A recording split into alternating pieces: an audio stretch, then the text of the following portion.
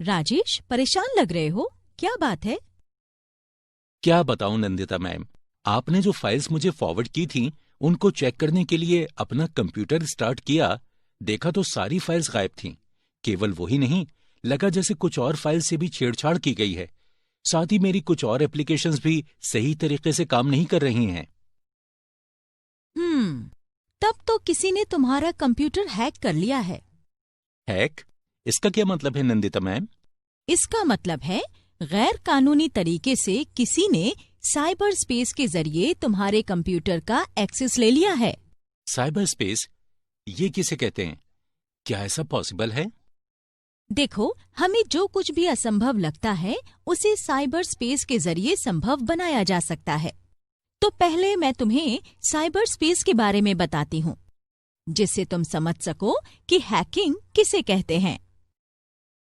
तुम्हें तो पता ही है, दुनिया में कंप्यूटर के बनने के बाद से ही तकनीकी में कितने नाटकीय तरीके से बदलाव आया है। टेक्नोलॉजी को ज्यादा कारगर बनाने के लिए दुनिया भर के कंप्यूटर्स एक दूसरे से एक इलेक्ट्रॉनिक लिंक के जरिए जुड़े हुए हैं। इसे ही नेटवर्क्स कहते हैं। इन्हीं नेटवर्क्स को जोड़कर इंटरनेट बनाया गया। यही इंटरनेट अब जिंदगी का जरूरी हिस्सा बन गया है। इसके बिना हम कुछ नहीं कर सकते।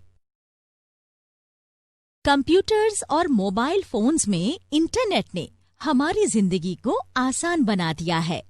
अब हम दुनिया में किसी को भी मिली सेकेंड्स में टेक्स्ट मैसेज, तस्वीरें और वीडियोस भेज सकते हैं, उनसे बात कर सकते हैं। साथ ही इंटरनेट के जरिए हम कुछ बेच या खरीद सकते हैं, बिल का भुगतान कर सकते हैं, अपने बैंक खाते की जानकारी रख सकते हैं।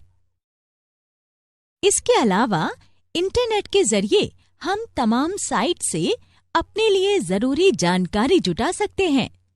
किसी भी तरह की खबर अपने दोस्तों, परिवार के सदस्यों और सहयोगियों के साथ साझा कर सकते हैं।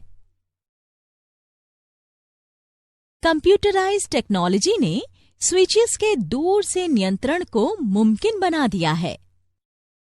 इन स्विचेस से हमें बांधों से पानी की रफ्तार या रिफाइनरीज में तेल के बहाव जैसी जरूरी जानकारी मिलती है। कंप्यूटराइज्ड टेक्नोलॉजी के जरिए हम दरवाजों को खुद ब खुद और कहीं दूर से भी खोल सकते हैं। ज्यादातर फैक्ट्रीज और ऑफिसेज में अब कंप्यूटराइज्ड वीडियो कैमरास लगाए गए हैं। ये कैमरास वीडियोस और फोटोज को लगातार फैक्ट्री मालिकों तक भेजते रहते हैं। इससे वो वहां हो रहे काम पर नजर बनाए रखते हैं। अंतरिक्ष विज्ञान में वैज्ञानिक चंद्रमा और मंगल अभियान की सफलता के लिए कंप्यूटराइज्ड गैजेट्स का इस्तेमाल करते हैं। वे एक इलेक्ट्रॉनिकली बनाए गए वर्चुअल स्पेस के जरिए डेटा या सूचनाएं एक्सचेंज करते हैं। इसे साइबर स्पेस कहते हैं। अब तुम सोच रहे होगे, ये साइबर स्पेस क्या है? तो साइबर स्पेस का मतलब एक वर्चुअल कंप्यूटर वर्ल्ड से है।